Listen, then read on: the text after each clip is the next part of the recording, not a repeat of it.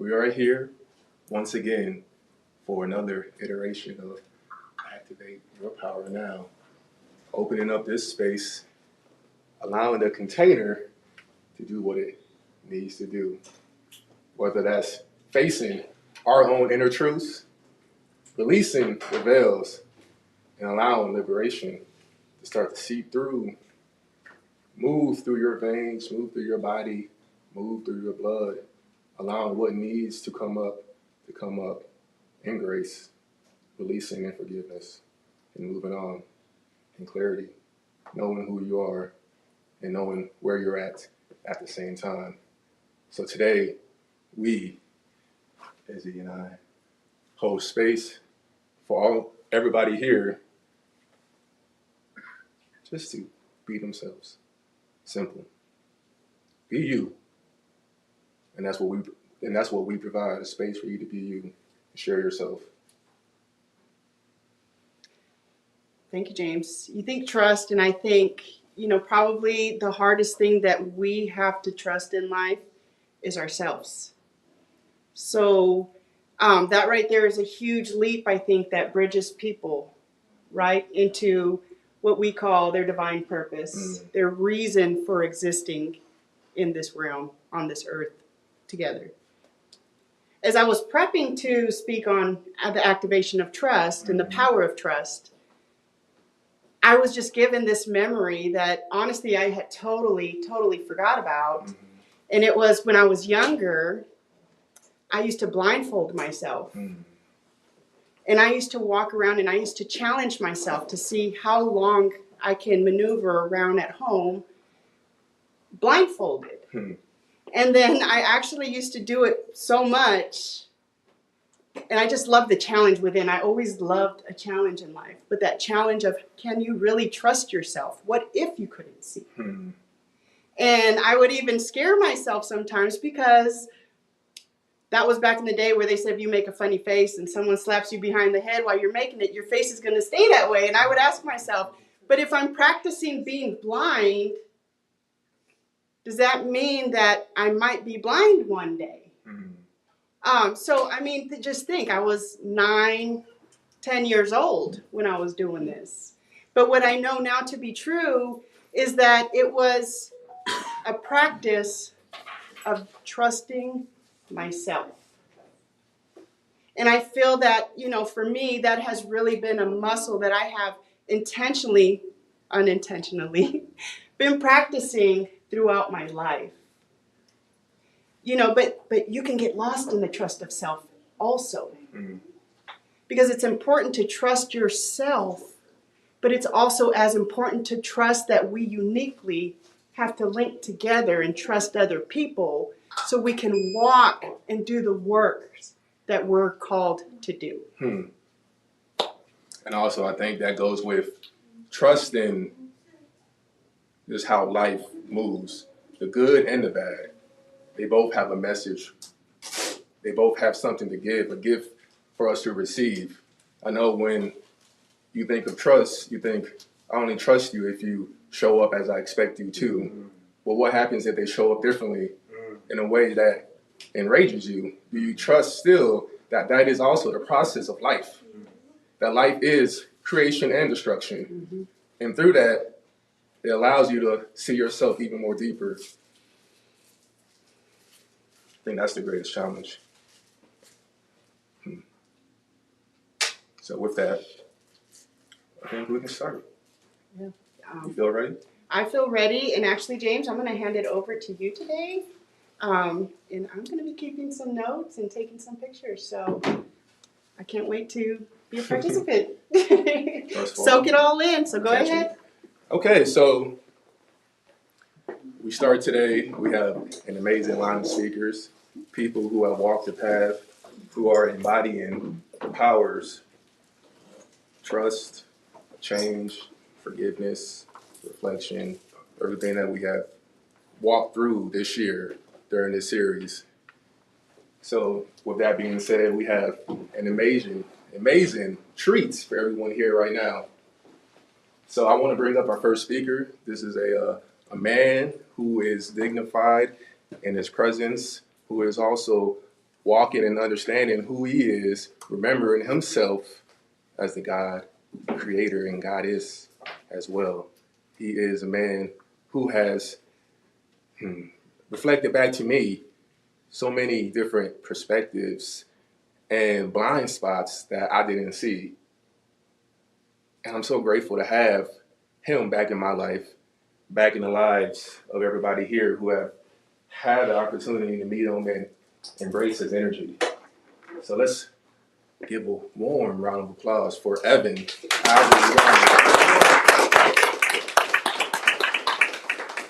Thank you, James. That was so heartfelt and right in the moment. So I appreciate you. I appreciate all of you as you all reflect back. That's me. Just great qualities, great traits, and great energy. And I love this group. I love everything that we do here. And I'm so excited for our journey together this year. We've had some amazing talks already this year, and I particularly love this series because, speaking of challenge, it was also a challenge for myself to do more of the talks. I've done like one or two in the past, but to really embrace it, to really trust it, because there's so much that I feel I want to say, but you have those times where you feel like it doesn't come out right, or you're judging what you have to say. So we're just going to allow that trust today. And before I really get started, I would like to put us into just a little bit of a visualization that's going to help pinpoint what I have to share today. So in your seat, if you can just trust and gently close your eyes. Take a deep breath in through your nose. Exhale and relax your shoulders down. Lift your chin. Lengthen your spine if you can, and just sit upright in your chair. Take a few more deep centering breaths, allowing yourself to release the tension of the day. It's a beautiful morning. And with this third breath in, invite in gratitude for whatever it is that you're grateful for. Now, in your mind's eye, I want you to visualize a door. It can look like whatever you want it to look like. Blue, green, jeweled, outline, big, small. But make it something that you really, really want to get to. Now, this door is representing everything that you want, everything that you desire, everything you've been striving for, and it's right in front of you. Now, in your mind's eye, I want you to reach for that doorknob, reach for that handle, and gently tug. But wait, the door's not opening. You turn, you pull, you're using a little bit more strength, maybe it's stuck, but no, the door's not opening. As beautiful as this door is not for you.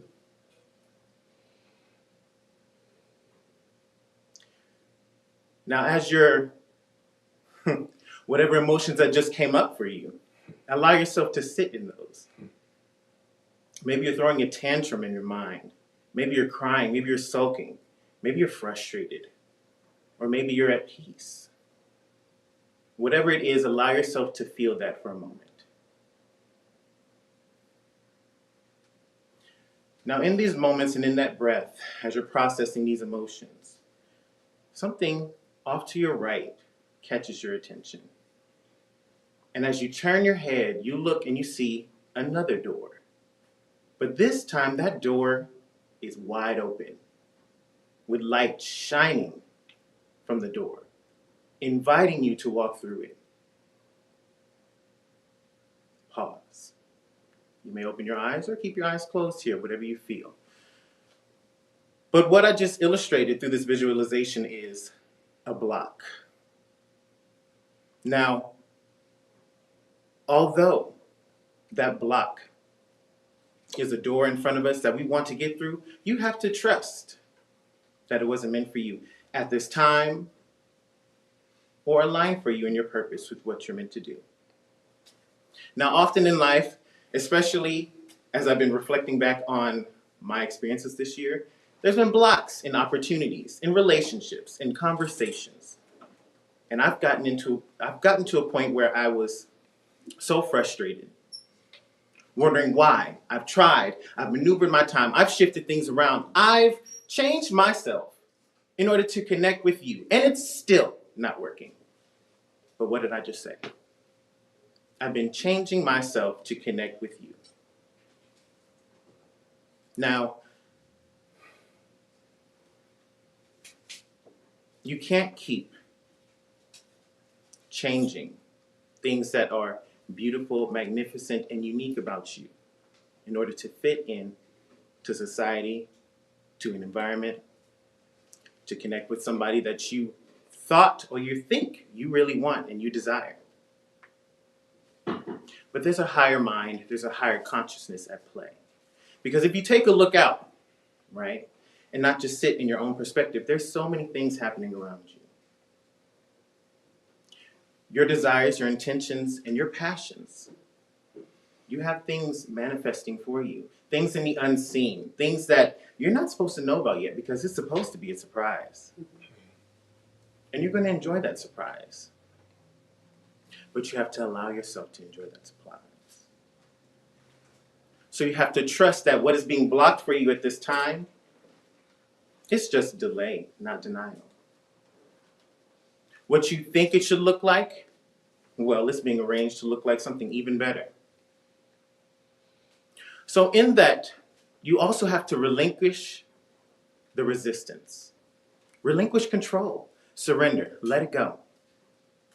Recognize that, yes, you really wanted that relationship. Yes, you really wanted that job. Yes, you really wanted to move out of town.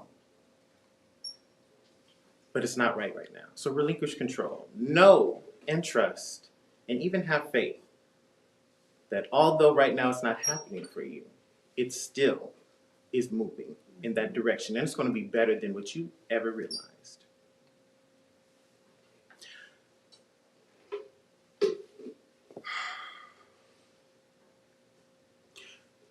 Some people think that relinquishing control or surrendering is letting go of their power. But the true power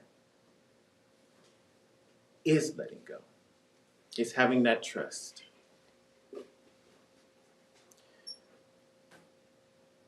Hopping back on what Isabel was saying when we started. Trusting yourself. Trusting that you were made and designed for a higher purpose. Now, whatever your beliefs are, right? If you believe in God, universe, divinity, source, creation, what have you. You were created, yes, from your parents, but you also have a divine parent, a source, a creator.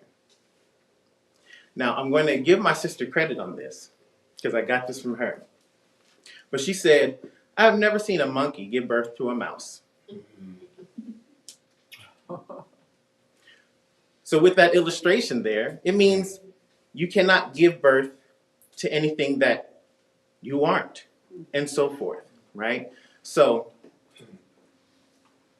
yes, you're a child of your parents, but you're also a child of God. So what does that make you? And you recognize and you realize that we all do. There are certain points in our life where we've come up against that block. We've come up against that resistance. And when you're at your wit's end, you have to let go and you find out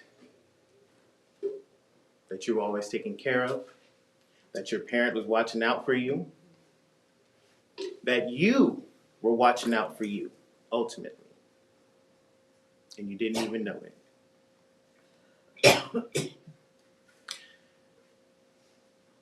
So to wrap up here,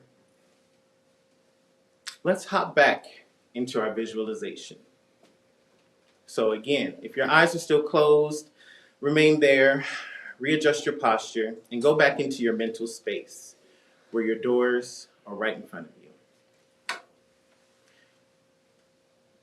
We turned away from the blocked door, and we turned our vision towards the light, the open door. Now I want you to take a step through that door. What's beyond there? What do you see? Do you see a grand cathedral? Do you see an open space? Do you see your dream home? What's there for you? Whatever's there for you, you have a feast of opportunities right in front of you. Everything and anything you could have imagined. Things you didn't even know you wanted until you had the opportunity to see it. Now, along those opportunities, feasted and laid out in front of you, beyond that is a throne. And this throne isn't for just anyone. It's for you. Your throne to sit upon and feast upon the opportunities that you just allowed in your chamber, that you allowed into your life. So now I want you to walk to your throne. I want you to place your hand on the arm of your throne. Feel the solid comfort that it provides you. Now take a seat. Feel the strength, the power, the support, the wisdom that is overcoming you right now. And as you lift your head, looking out over all before you, everything meant for you, put your crown on top of your head and stand and sit in your sovereignty, your royalty, your divinity, and know that you, my friend, are a child of God, a child of your parents, but ultimately you're also your own child. So take care of yourself. Trust that everything's unfolding in its right time. And I love you all. Thank you.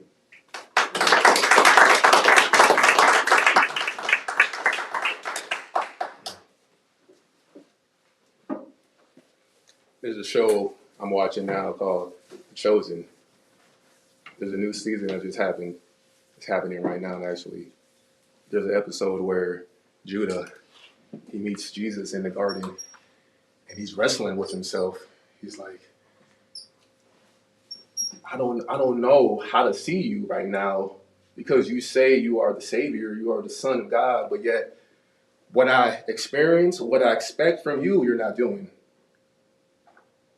And Jesus is like, do you trust? Regardless of what you think I need to do, are you able to trust what's happening right now? And of course, already knowing the outcome, he had to surrender to a deeper trust himself. Understanding that everything is going to unfold the way it needs to. So this brings back a full circle moment here at AYPN. We are going on 4 years in December. 1, 2, 3, 4, 5, 6, 7, 8, 9, 10, 11, 12 people are here. In the beginning, we were all about how many people can we get in place? It's all about how many people we can serve. We were so focused on performing and trying to make it look like we're doing something versus actually doing something. And now 3.5 years later, we have doubted ourselves along the path, have said, why are we still here? What the fuck are we doing right now? Is this still our mission? Still our path? And God is like, do you trust? See, a monkey can't give birth to a mouse. So we had to change ourselves. We had to be the one to change, to shift, to align with who we are at our core, to stop trying to be like who we think we need to be. Reflect off past creations, saying like, oh, if we do a little more of this, or maybe if we say this like this, and maybe if we market it like this, and people will come and they'll see us, they'll say, oh, you're doing a good job. We'll feel good, like, yeah, we're doing a good job. God's like, nah. Truth itself is listening to who you are, understanding who you are, and being bold in that expression, and not allowing the expectations of others to damper who and how you shine. That's how we move. This is how we're choosing to move forward, casting away the spells of illusions and grounded in truth of reality.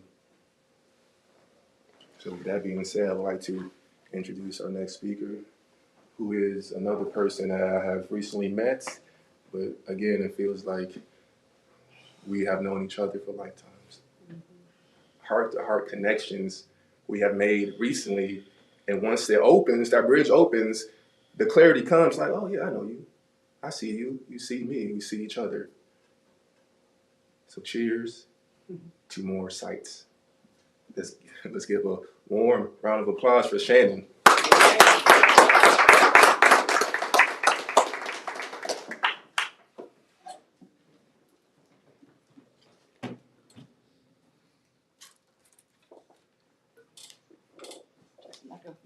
Not over any planes. When I think of trust, I can't help but think about two different parts of my life. My past life and now. And what I mean by that is there are events in life that completely change you as a person. Before this past year, I couldn't trust anybody. I didn't trust anybody. My guard was up 24/7, including myself. I couldn't even put the puzzle pieces together that God was trying to show me right in front of my face. And because of that, I was blocking all my blessings. On June 20th of 24, that all changed. On June 20th of 24, God gave me a chance to fight for myself again. A fight that I forgot about. A fight that I forgot that I had within me. Because I was at the point where I didn't care. The first 40 days that I was in the hospital, I went septic twice and had 10 surgeries. And if it wasn't for that fight that God gave me the opportunity to have for myself, I wouldn't be the person I am today. After that, He gave me a break that I needed for a very long time. After that, for at least 3 months, if not longer, He gave me a break and I was able to rest in His arms. For the first time in my life, I was able to relax completely. Throughout this process, what I didn't realize is that I gave my power away a long time ago. I was tired. I had to start fighting for my life the minute I was born. And I say that not to make you feel sorry for me, but I was given a gift. A gift that I used wholeheartedly for the first 20 plus years of my life. But after those 20 years, I was tired. And I gave it away. I desired to escape my reality. So much so that I would do anything to do that. Whether it be relationships, alcohol, job titles, you name it. I hid behind everything. And I thought I was doing it because I wanted to be accepted. I was trying to shrink myself to fit into a mold that I didn't belong in. And what I was actually doing was giving my power away. And I remember the exact day that I did it. I ran an adaptive recreation program at a university in Ohio for 5 years. And this was right after college, right after I was a student athlete. And I was burnt out. I was tired. All I wanted to do was hide and not be myself and just be in the background for once. And one of the students came in and we were talking, and she said, "You're such a role model. You have a job. You live on your own. I really look up to you." What I said to her is what started to give my power away. And I said, "I'm just like you. Yes, I may have been able to do this stuff, but it came at a cost. It came at a cost that I wasn't able to relax. I wasn't able to blend in more ways than one." And I said, "I don't want to be a role model anymore. I just want to be a friend." At that point, it started to slip away. And then I got into a relationship where I was his shadow for 16 years. After I moved back to Kansas City, I realized, and it didn't happen until this past year happened, that I realized once I owned my own shit, things changed. I stopped pointing the mirror at everybody else. I stopped holding that frame and put it back up on the wall and looked at myself in the mirror and said, "What could you have done to change this? What can you do now to change it?" God puts us in certain situations that we would never put ourselves in order to teach us lessons. And it's up to us to be able to trust that it's the right thing, because it is. Like I said, he held me for 3 months, it seemed like. At least 3 months, if not longer. But did he ever let go? No. Still today, he hasn't.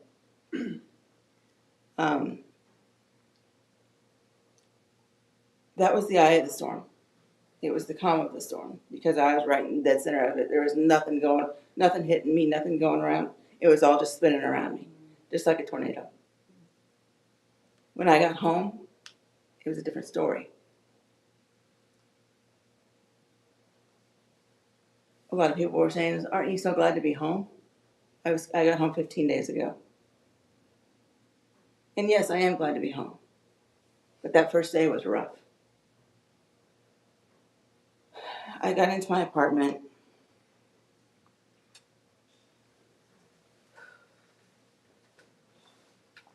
And everything that happened on that last day before I went to the hospital played back in my head. Missing my transfer and hitting the floor. Having to scoot all the way to the bathroom to try to get on the toilet to get back in my chair. That pain that happened, the vibration of pain that happened all the way from my hips up when I hit that floor. I could feel it all, I could see it all. It was like a crime scene, there was blood everywhere. And I went to the bathroom and I completely had a meltdown. Since then, it's been better. Little things have been frustrating, but I have to keep in mind that it's all a process. And I'm lucky to be here. I'm blessed to be here. And it was because of God holding me. God keep holding my hand and getting me through the entire thing. But my job now is it's like after a storm when you come up from that cellar and you look at all the wreckage around you. Mm-hmm. You have to decide what you want to pick up from your past and carried with you and what you need to leave behind. And what you need to trust God to provide for you. Letting go of things has been difficult because I used to hold on so tightly to different things just because I felt like I needed to have it for a safety net. He's my safety net now. I'm my own safety net now. For the first time in my life, and I told Izzy this the other day, I trust myself. I trust my decisions only because I went from not trusting anybody and questioning and needing all this control to letting it all go because I had no other choice. And by letting go and surrendering that control, all the puzzle pieces are coming together, bit by bit. Patience has been a hard thing for me, but I know it's coming. And if I just trust the process and trust God's timing, I know it'll all come together as it should, when it should. And everything's going to be okay. So, knowing that, I just need to take it a day at a time, an hour at a time, sometimes even 1 minute at a time. Yes.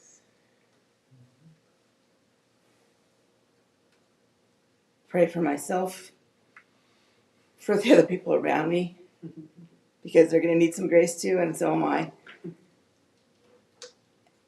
And just give it to God and let it go and let life happen. Thank you.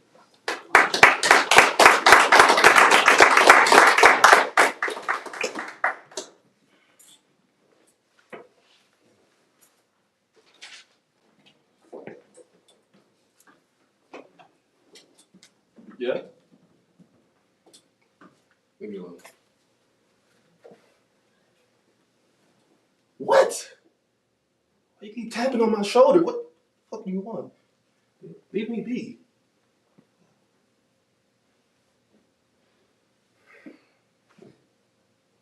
Can you help? Yes. See, we've been blocking ourselves, holding on to titles, identities, roles that we think we need to maintain in order to reclaim some sense of self.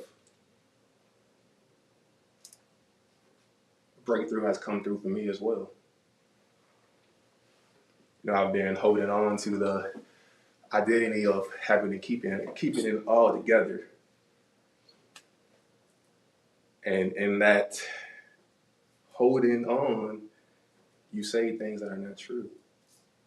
You tell people what you expect them to see versus what is actually real. See, this season marks a completion of a 10-year cycle.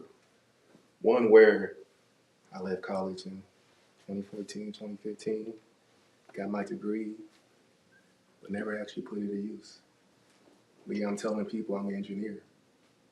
But yeah, I'm installing cable TV with AT&T.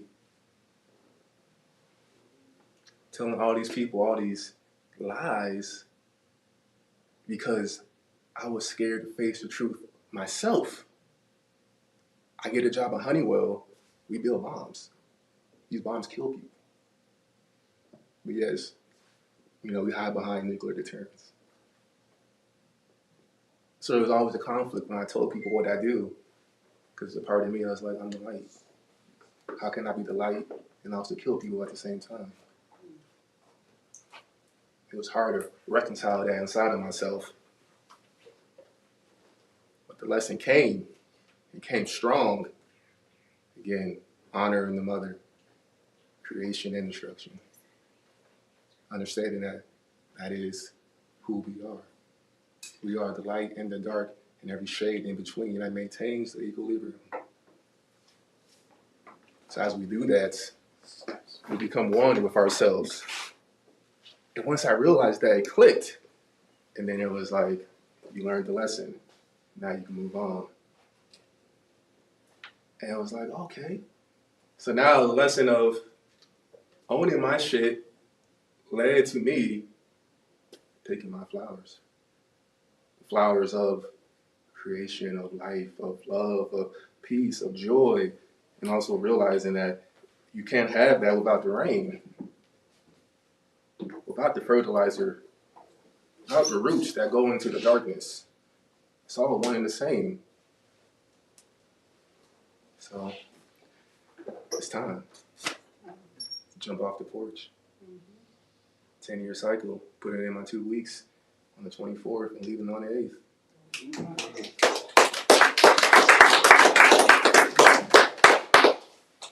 What shit are you ready to own right now? What are you willing to sit with? Allowing the rain to wash away so the flowers can grow in the space that's fertile. Planting new seeds and realizing that the seeds have to grow down before they grow up. So with that, I bring on our next speaker, God and Goddess again, incarnate. An individual that embodies wholeness. And I see her now, because honestly, there was some sense of judgment I held when we met at her parties. I'm like, she smokes cigarettes and she drinks wine, and I just don't get it. How can she say she's this and that, but she's doing this and that? It doesn't line up with what I thought it needed to look like. But now I see you for who you are. In your fullness. Blessed be thy creator. Let's give it up for it. Jai Ma.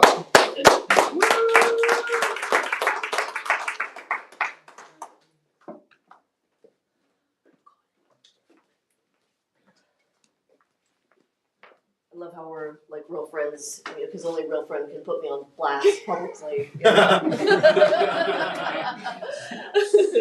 Thank you, James. I'm like, he's out there airing my dirty laundry. He's letting everybody know my nasty habits. This is actually a perfect segue into what it is that I want to talk about in activating trust here, right? Friendships, relationships, yeah. And how come there's certain relationships where the trust is activated like this to where we can be absolutely transparent with ourselves, we can be ourselves, and then other relationships maybe don't have that same kind of trust, yeah. I was sitting with the word activate, like activate trust, activate it, it's put it in motion, yeah. And for me, I tell people that my greatest prosperity is not money or even skill set or talents, but my money, like my greatest abundance, are my relationships. Like truly, I believe that when we leave this body, I personally think that the only thing that we take with us is our self-realization. How did I get to know thyself? How did I get to know myself? How did I get to know God? What did I expand within my soul? I believe I take that forward, when I leave the body. And I believe I take my relationships forward when I leave this body. Yeah. Like the love, the trust that I've cultivated in relationships, I feel like I get to bring that forward, wherever that forward goes, yeah. And so what I wanted to share today was kind of like how do you activate trust? What do you do to activate trust? And I was sitting and thinking about some of the things that I've learned through a thing called Sabatove Institute. And it's all about developing healthy, conscious relationships through conscious communication skills.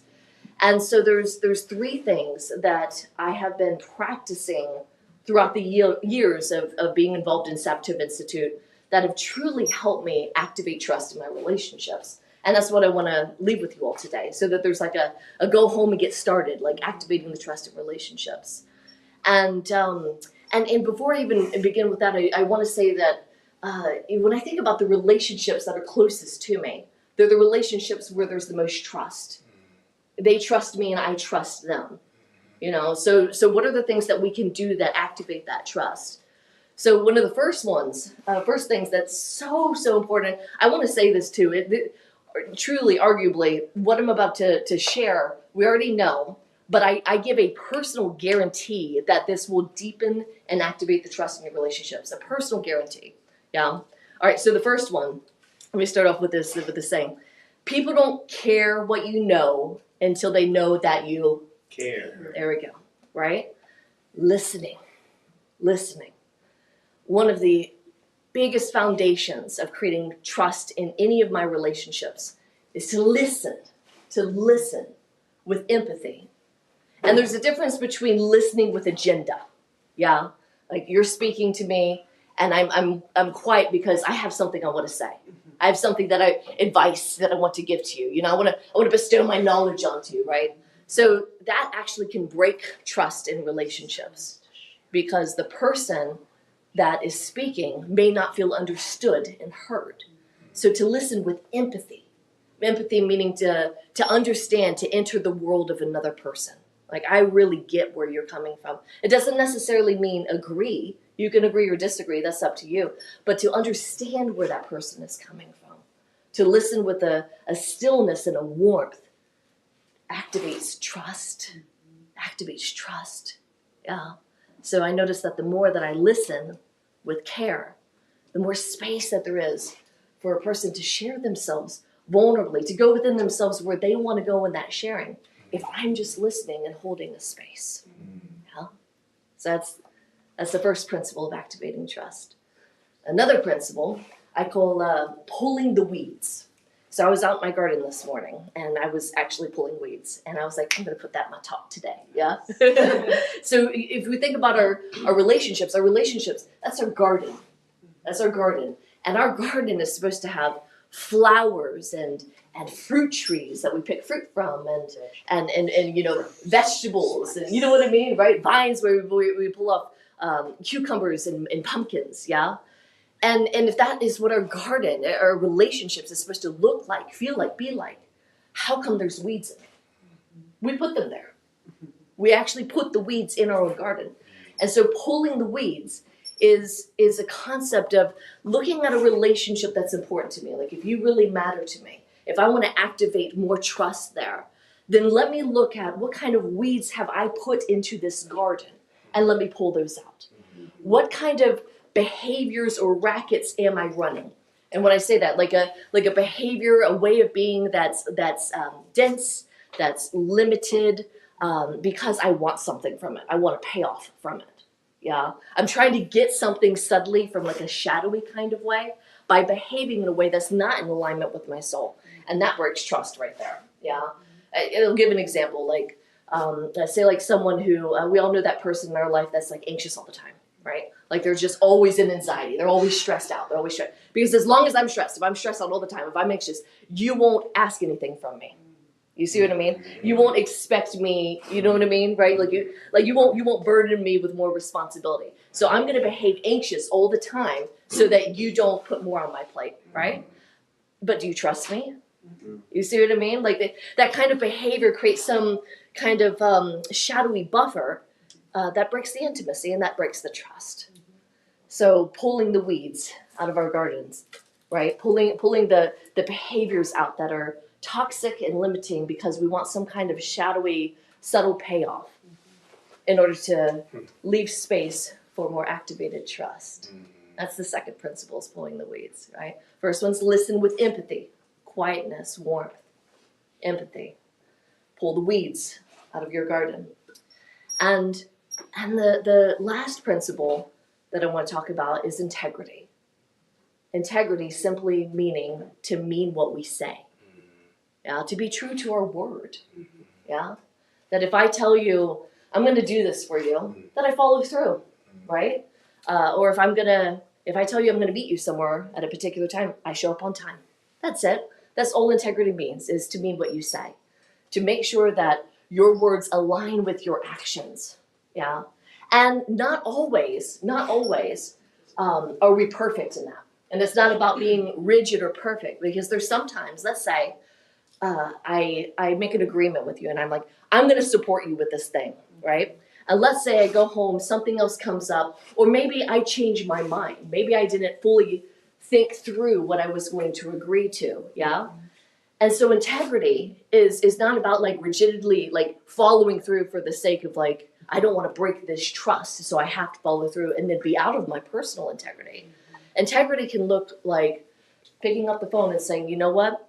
I told you I was going to do this for you, and something has changed for me, and I'm not going to be doing that for you. And I acknowledge if that's broken a trust that you have with me. I acknowledge if, and I apologize if that's created some kind of burden now on your plate. I really get that can impact you. You see where there's a care, there's a cleaning up, right? That's integrity. That's still integrity. And that principle of just being able to follow through or to take responsibility when you don't follow through creates trust. It activates trust. Yeah. You all know there's people that they say that they want to do something, but maybe they don't, right? Or they're going to be on time, but they're not on time. You may love those people, right? They may be beautiful people, charming people, sweet, and you may love them, but do you trust them? You see what I mean, right? So again, the 3 principles that I want to leave you all with today is empathic listening, to truly listen with understanding. Next one is to pull the weeds out of your garden of friends, right? Whatever toxic behaviors that you're running in order to get subtle, shadowy payoffs, just stop doing that. Get those weeds out of there. And the final one is to mean what you say, to be in integrity, to follow through with your word. And I guarantee that those 3 principles, practiced and mastered, will activate the trust in your relationships. Thank you. Thank you.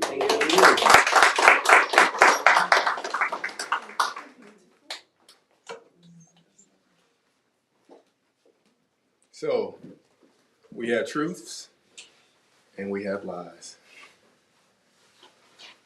To listen with empathy requires us to embrace both sides.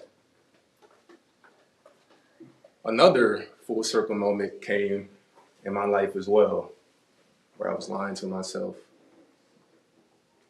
July 1st was my birthday, turned 33. That marked the year of me living on my own. You might be thinking, aren't you 33? What the fuck you doing? Maybe that's me thinking that. But nonetheless, I was living with family, but at the same time, taking care of family. But telling others something different. See, it's very convoluted, right? The ability to trust in life and also understand that even through the confusion, the uncertainty, there is something to be received.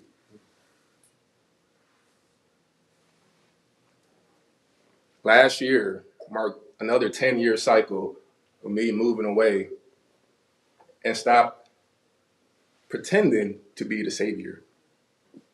See, I was carrying a pattern from my childhood of, oh, if I approach my parents this way, my mom this way, if I mold myself to be like this, if I say these words, and if I continue to show up as I have been, maybe one day she'll get her shit together. And then that will free me. And I don't have to feel guilty for leaving.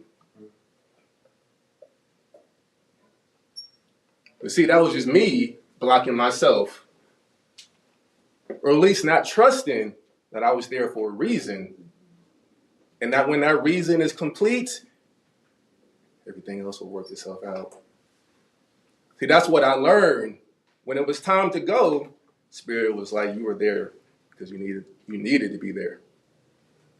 Who cares what other people think? Who cares what you think you want? You wanted to be the 20-year-old on your own, the bachelor doing his thing, but because you were living there with your sisters and your mom, you couldn't. That's not what you needed. So it's my ability to trust the good and the bad. Trust in the uncertainty, knowing that it's still delivering me to where I need to be. And then when it was time, listening with empathy, not only to people outside of me, but to myself. And pulling the weeds of illusions and doing what needs to be done. Even if my voice trembled as I said it. My body shook when the ideas came through. And now we can all grow in our own gardens, individually and collectively.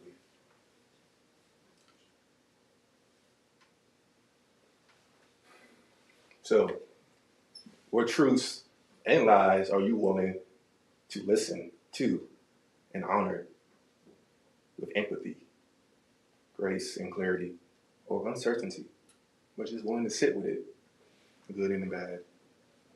What weeds are you willing to pull? And also, what flowers are you willing to cut? And are you willing to own up to when you are able to show up and when you're not? That's trust. So with our next speaker, we have an individual who is somebody close to my heart. Somebody who is striving to be free in her authentic expression, naked in her truth, and understanding what that means. Let's give it up for Heather.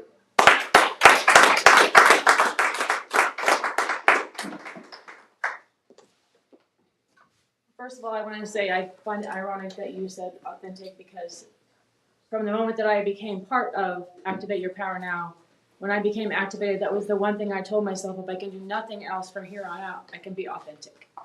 Yes. However, that's hard to do when you don't know who you are.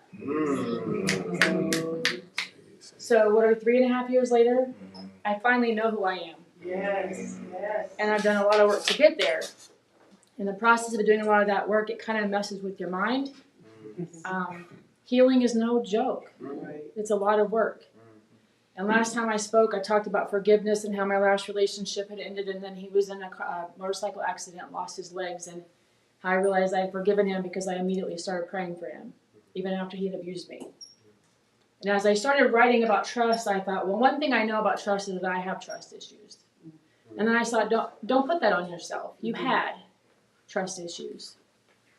But I've been working on them for the last 9 months. And part of that, and part of the reason I say that, is as I struggled last night to put any words on paper on something I thought I could write easily about. As the words came, I thought it's too important for me to try to wing this and trust my brain in its current state to get all the words out, because I believe there's words in this that somebody needs to hear. So in my authentic self, if you'll give me a little grace, I don't usually use notes, but today I'm going to, because I don't want to take a chance on missing what somebody else needs. So, as I wrote last night, I thought you don't know what real forgiveness is until you had to trust someone after they broke you. And I spoke about forgiveness earlier in the series.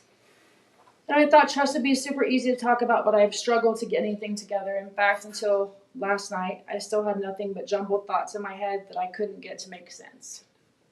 Trust for me used to come easily. I just gave everyone the benefit of the doubt that they were a good person. They weren't going to hurt me, so I trust you. Until people showed me who they really were.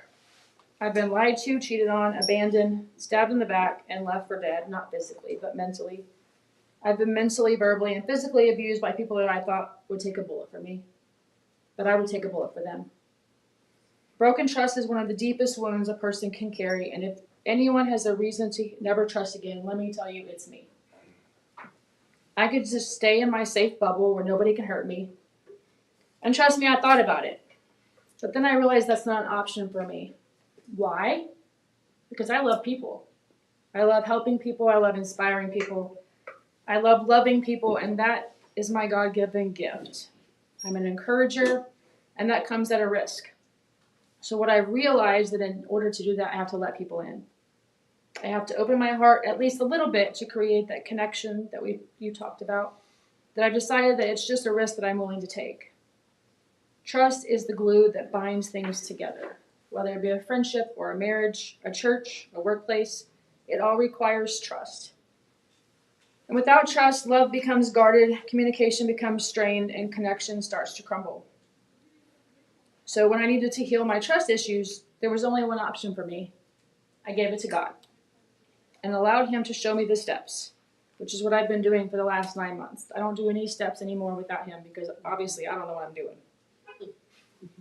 So trust for me now comes with boundaries, which I think are really important in everything that we do. I didn't used to have any. I give my heart in small pieces instead of all at once. I used to just hand it over and, oh, I'll help you take care of it. And now I'm like, you can have this little piece until you prove you deserve another piece. Yes. I heard Stephen Furtick say in a sermon recently, the amount of trust we have in someone is shown by the number of questions and details we require. His example was, if you have a teenager and you trust them and they say they're going to the movies with friends, you say, okay, what time will you be home? And they say 11, and you say, okay, see you then. If you have a teenager that's not so trustworthy, who are you going to the movies with? What aisle are you going to see? Who's the actors in the movie? You start asking all these questions because you don't have trust within them. And I started thinking about that in my relationships and how some people, if they say you need to be here, I just show up. Brandon, Izzy, James, you need to be here. Okay. I don't even know what they need from me, but I trust them. So therefore I just show up and do what is asked. Some people, they want to see me. I'm like, well, what are we doing? Why do I need to be there? What do you have planned for me? Because I don't trust them. So trust doesn't come from just words. It comes from actions, and it takes consistency in those actions. When someone says, trust me, they're saying or asking something sacred of you.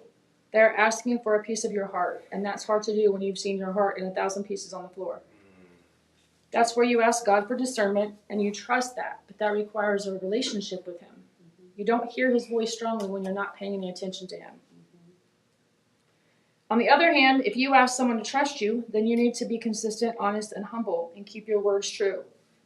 That goes back to integrity. You don't have the right to destroy someone else's heart. You just don't. And if you're a person that goes through, and I don't think anyone in this room is like that, but if you're a person that goes through and just hurts people and don't have any kind of concern, or shame on you, you need to find Jesus. And karma is not nice. Trust will always cost you something, but mistrust can cost you everything. So we must remember we were not created to live guarded, hardened, or afraid. We, you, and me, were created to live free. And freedom starts with trust. Not in people, not in outcomes, but in God, because He has never broken a promise. He has never lost a battle, and He's never walked away. He never fails, even when we do. So maybe today isn't about learning to trust yourself or to trust others, but to trust Him. Thank you.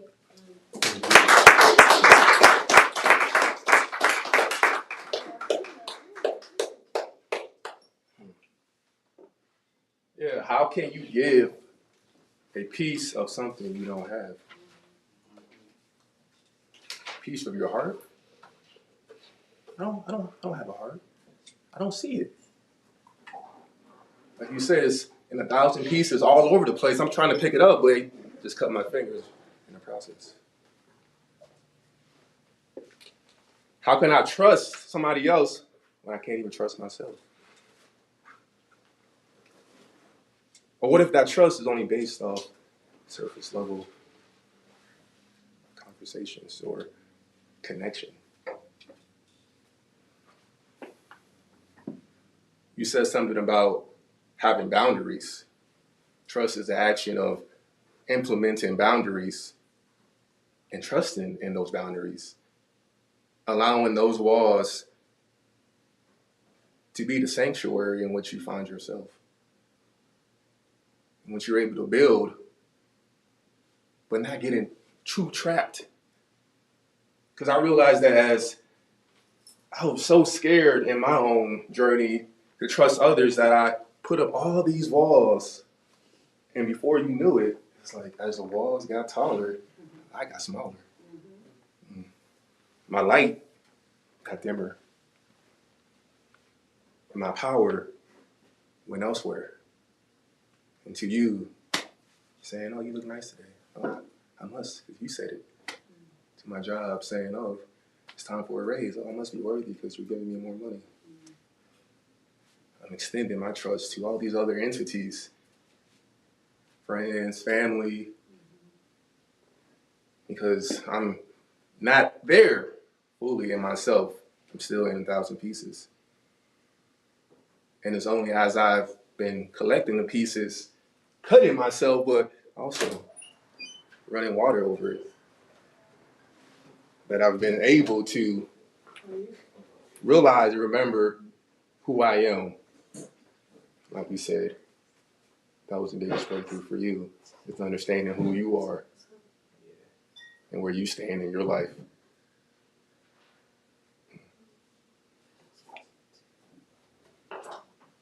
So with our next speaker, activator, actor, lover, friend, all of that in between, magician, king, warrior, all the archetypes that are embodied.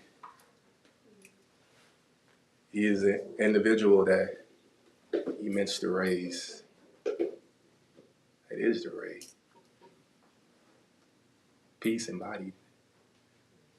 And also crazy at the same time.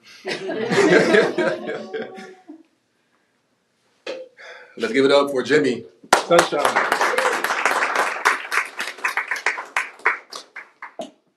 Thanks, James. That's a lot of great qualities. I'll try to be them right now.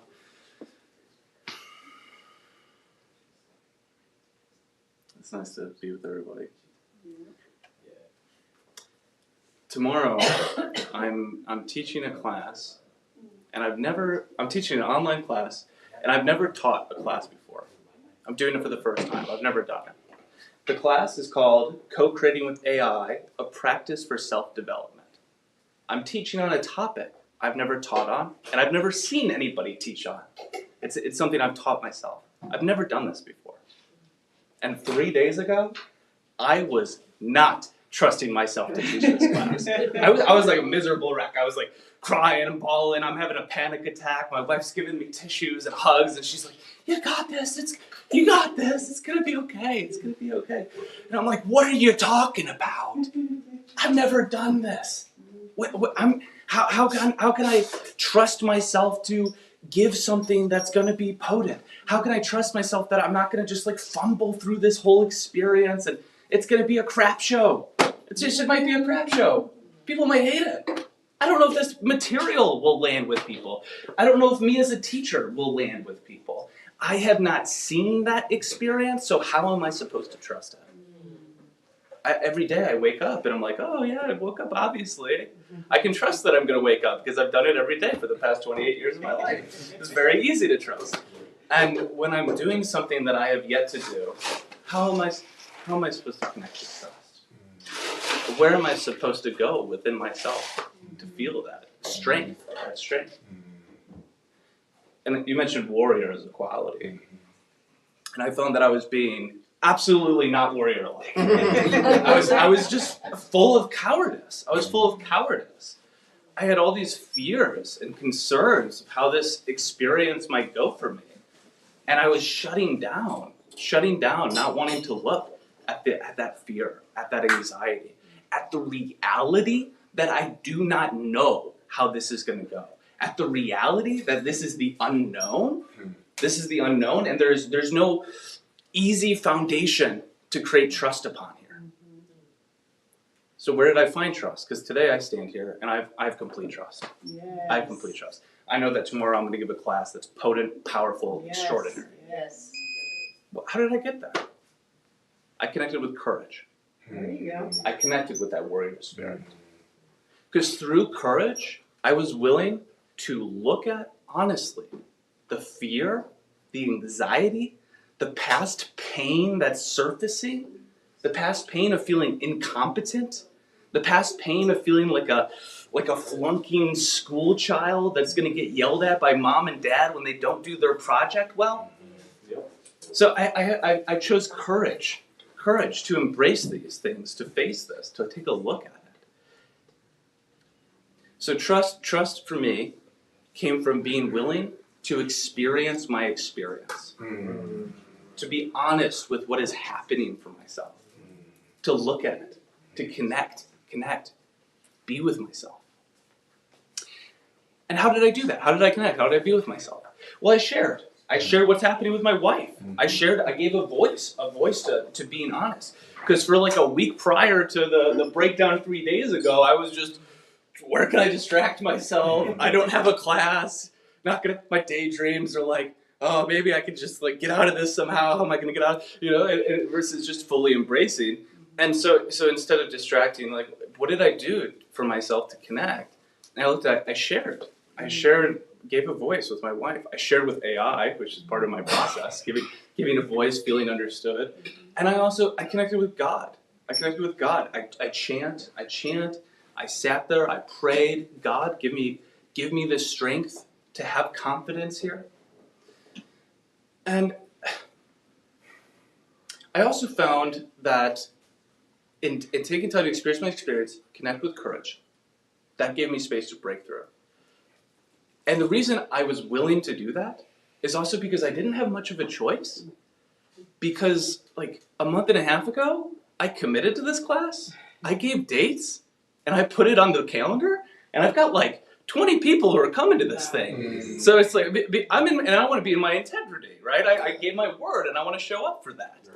And because I committed, there was like nowhere else to go besides to ultimately come to trust.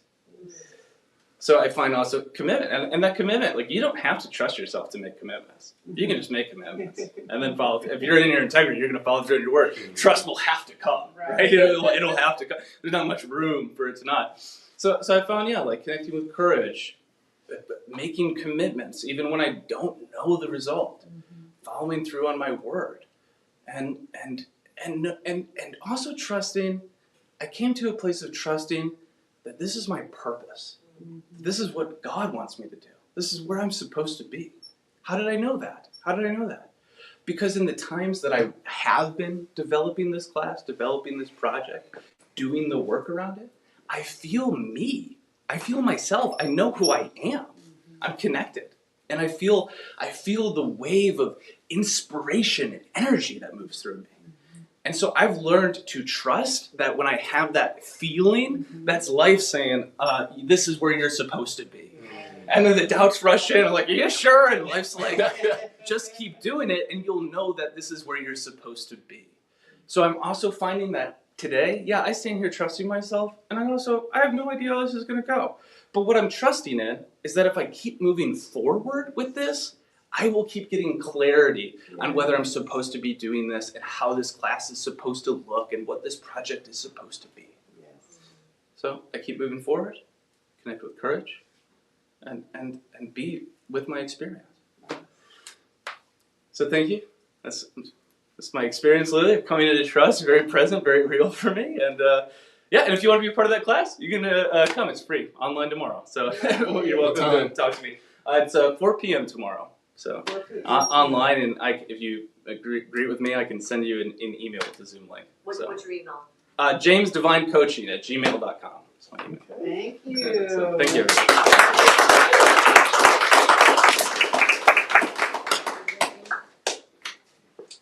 So this past week, I went to the Kansas City Zoo, and for the first time, I visited the KC Aquarium. It was a nice exhibit, making our way through the different exhibitions and seeing different fish. Came across the clownfish, and that reminded me of Finding Nemo. Just keep swimming, just keep swimming, just keep swimming. We went outside looking for the lion. There's nowhere to be found. And I'm thinking to myself, every time I come here, there's nowhere to be found. I'm like, is it because is trapped, it's in a cage, I don't know. In my mind, I'm thinking, well, if it was in the wild, will it show up differently? Right? And then I'm like, I'm connecting with it, and I'm like, even if it's not there, every time I've seen it, it's just lying down. I'm like, I wonder if, maybe in the past I'm connecting because I've kept my mind trapped. The warrior-like spirit inside of me caged up. I know how that feels. But you know what they do? Gorillas. In order to conjure up courage, they bang on their chest. So I want everybody, if you feel comfortable, start banging on your chest. Start humming.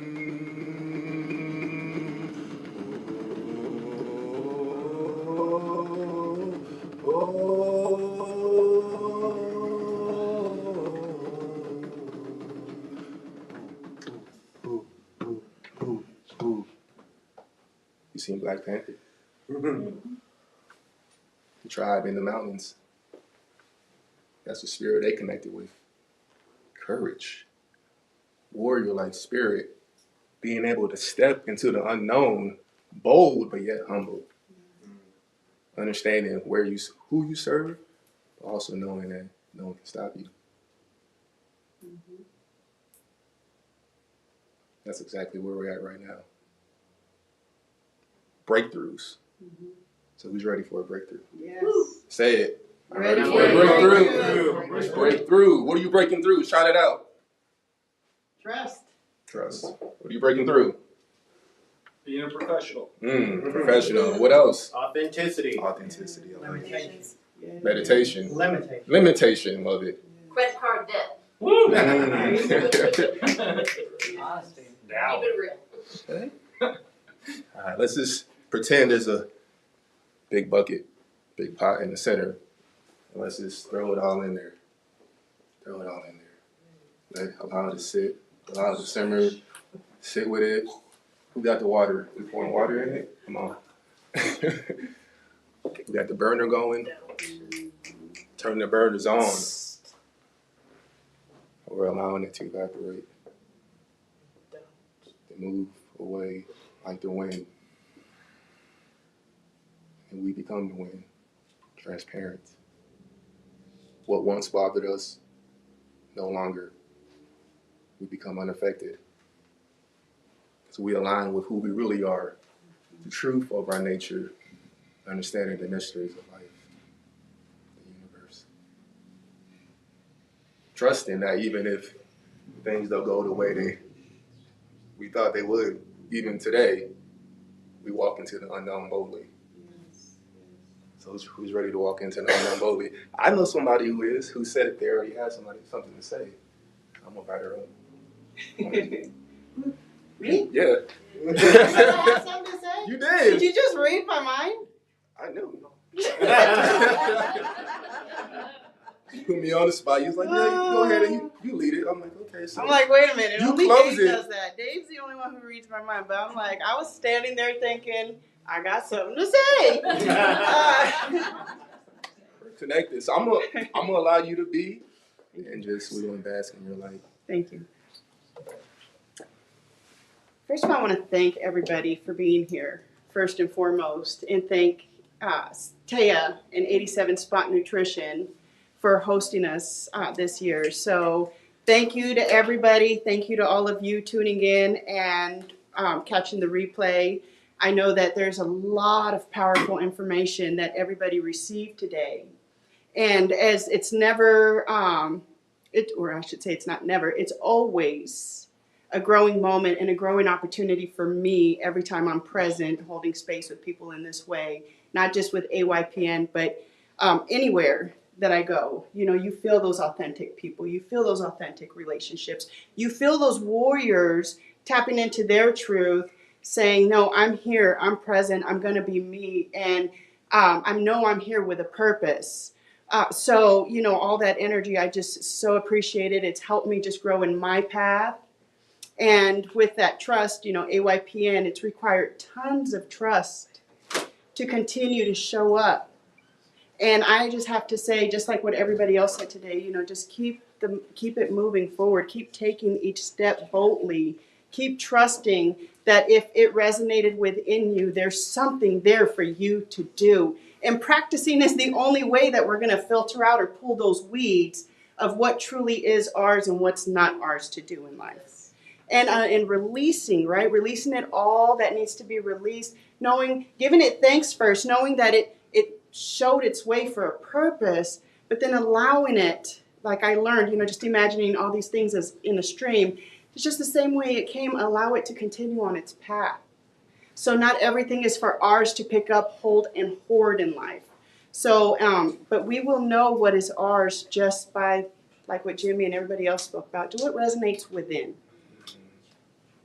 A reminder that I want to give people, right, is that activation is a practice.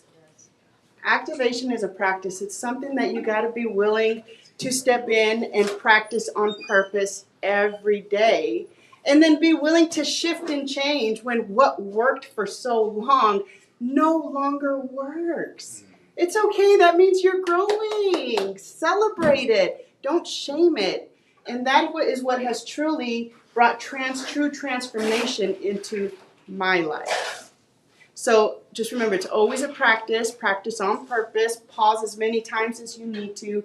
Take those deep breaths until you feel some of that tension release, right? We talk about the feelings in the stomach, the tightness, the nauseous, the tension in the neck, just feeling like you have to always be correcting your posture and all of that. That's your body speaking to you. And those pauses and those breaths are going to allow you a moment to honor those feelings and then do something responsible with them. That extreme accountability, I believe, Heather, I can't remember, but I feel like everybody brought up some form of extreme accountability, right? What role am I playing in what I'm experiencing in life? So that is really what I had to say as just some little friendly reminders. And I wanted to touch on something that Heather said, and she said, karma is not nice. So I love you so much, Laura. Unless you are. But the good news, you ain't stuck with it. There you go. But it can be, is what my point. But it can be. So if you choose to practice intentional living on purpose every day, you will transmute that energy behind the karma, right? That karmic cycle that you're experiencing. So I just love to encourage people to live life on purpose with purpose. And that is what I have to say today. I'm going to go ahead and bridge in. We just had our beautiful healer walk in, Evie, the healer of queens that we love so much. And she's going to go ahead and come up and she's going to close us out. Thank you.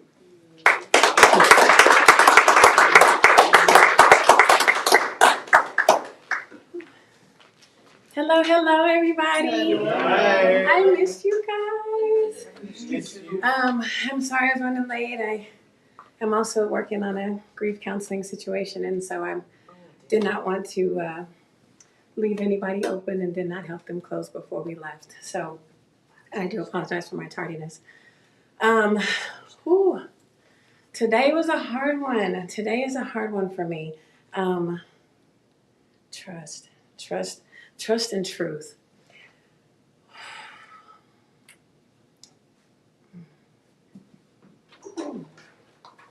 Y'all bear with me. This one's hard. You got this, sis.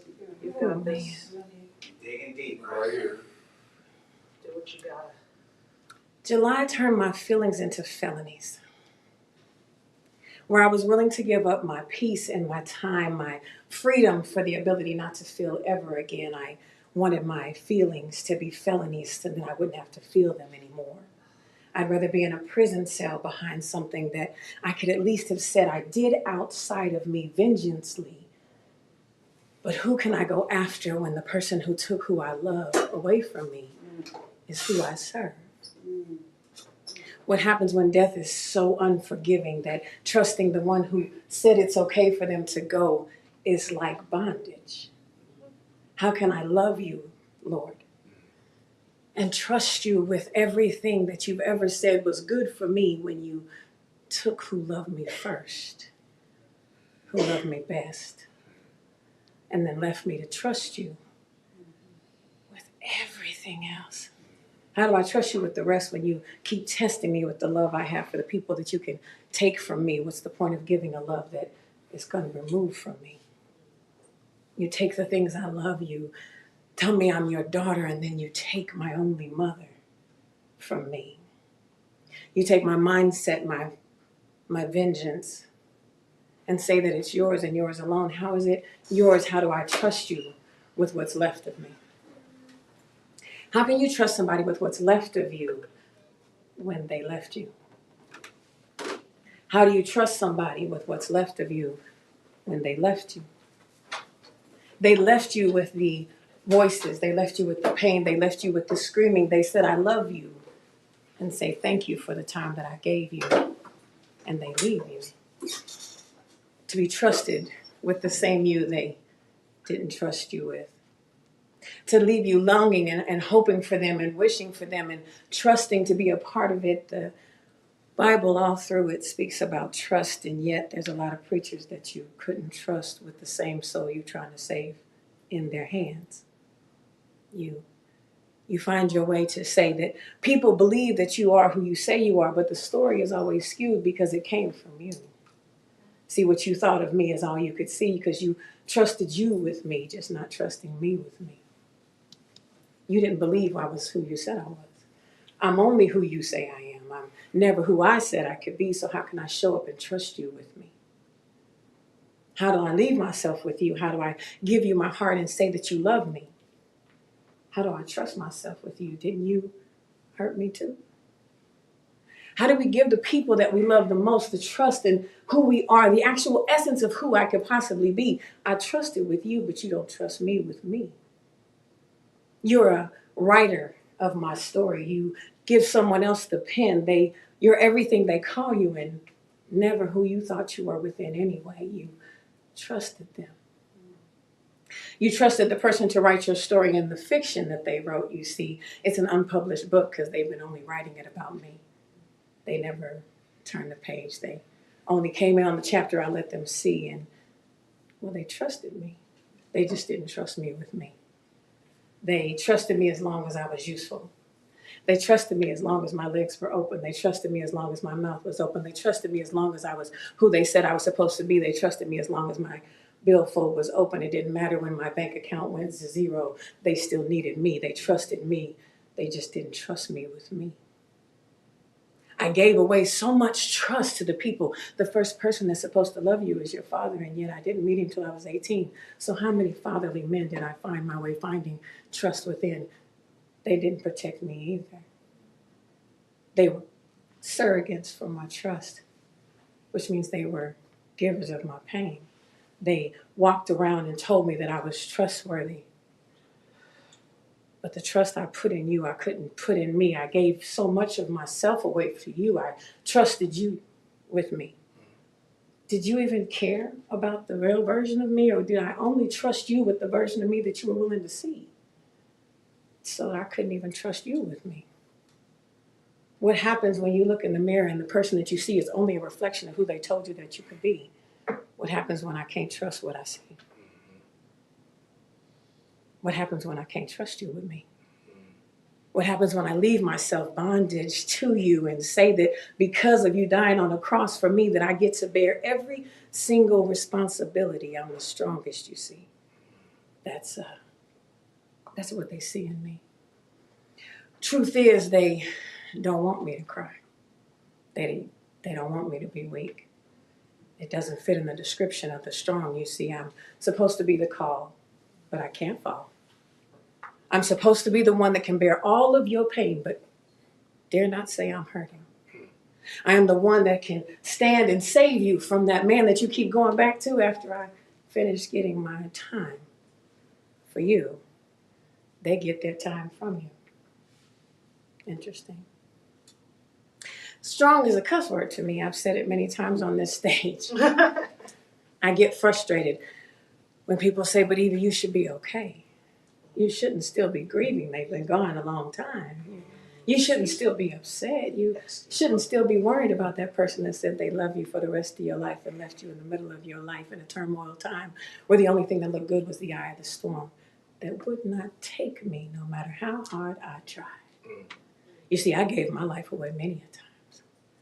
It just wouldn't stop my heart from beating. But he also wouldn't stop it from breaking. Trusting me with me.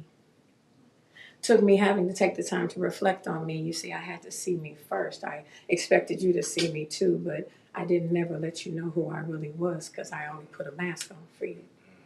I gave you exactly who you wanted to see. It was easy. You just needed strong me. That's the only person who anybody wants to see. The one that's cracking, the one that's in pain, the one that's hurting. She's not real, you see.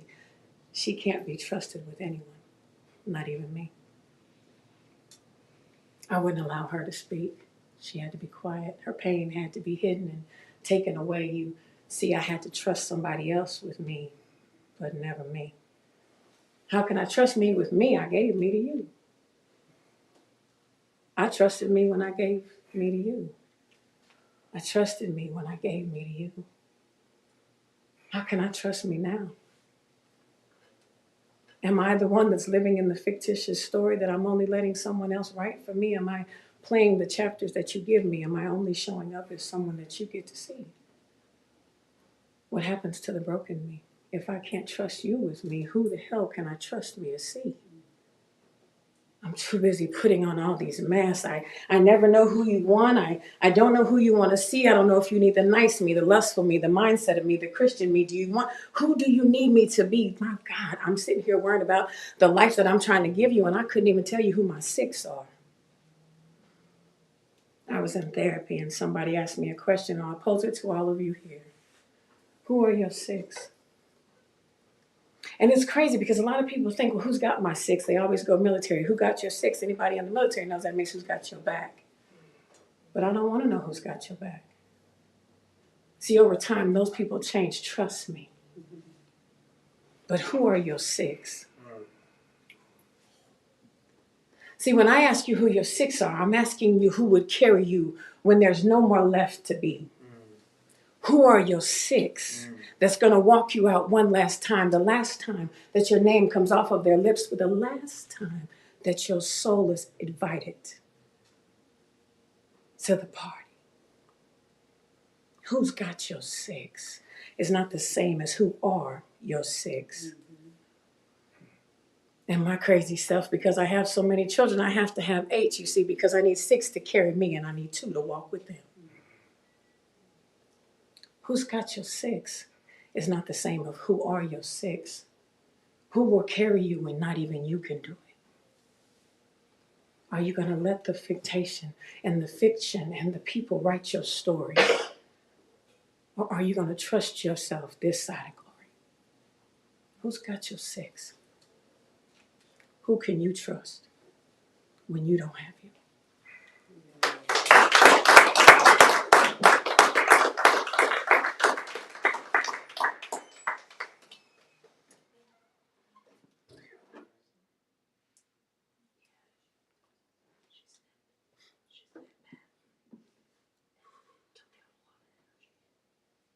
I forgive myself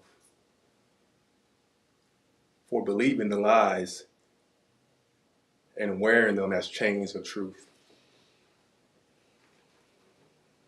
See, the first time I saw my dad's dad, Grandpa, was 13.